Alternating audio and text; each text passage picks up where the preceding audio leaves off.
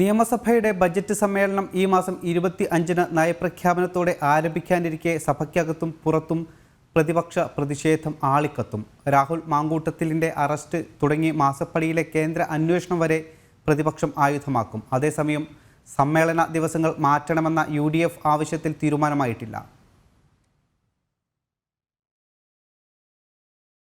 Budget അവതരിപ്പിച്ച് പാസാക്കാൻ ചേരുന്ന നിയമസഭാ സമ്മേളനം 2 ഘട്ടങ്ങളിലായി 32 ദിവസം നീളും.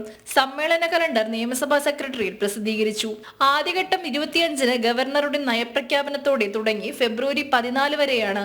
ഫെബ്രുവരി 5-നാണ് ബജറ്റ്. 6 മുതൽ 11 വരെ സഭ ചേരില്ല. 26-ന് പുനരാരംഭിച്ച് മാർച്ച് 27 വരെ സഭ നീളും. ഈ ഘട്ടത്തിൽ ധനാഭ്യർത്ഥനകൾ പാസാക്കി ബജറ്റ് അംഗീകരിക്കും. ഫെബ്രുവരി 9 മുതൽ 25 വരെ KPCCയുടെ പ്രചാരണ ജാഥ നടക്കുന്നതിനാൽ അതിനനുസരിച്ച് സമ്മേളന ദിവസങ്ങൾ മാറ്റണമെന്ന് UDF ആവശ്യപ്പെട്ടിട്ടുണ്ട്. സമ്മേളനത്തിനിടെ ലോക്സഭാ തെരഞ്ഞെടുപ്പ് പ്രഖ്യാപിക്കുമോ എന്ന ആശങ്കയുമുണ്ട്. മന്ത്രിസഭ ശുപാർശ ചെയ്തതു പ്രകാരം ഗവർണറാണ് സമ്മേളന ദിവസങ്ങൾ അംഗീകരിച്ചത്. കാര്യോപദേശക സമിതിയുടെ ശുപാർശ പ്രകാരം നിയമസഭയ്ക്ക് മാത്രമേ ഇനി മാറ്റം വരുത്താനാവൂ. അതേസമയം സഭയ്ക്കകത്തും പുറത്തും പ്രതിപക്ഷ പ്രതിഷേധം ഇത്തവണയും ആളിക്കത്തും.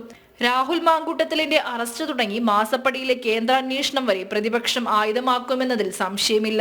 കൂടാതെ നയപ്രഖ്യാപന പ്രസംഗം അവതരിപ്പിക്കേണ്ട ഗവർണറുടെ നടപടികളും നിർണായകമാണ്. നയപ്രഖ്യാപനത്തിനായി ഈ മാസം 18-ന് ശേഷമാകും ഔദ്യോഗികമായി സ്പീക്കർ ഗവർണറെ ക്ഷണിക്കുക. ജനം, തിരുവനന്തപുരം.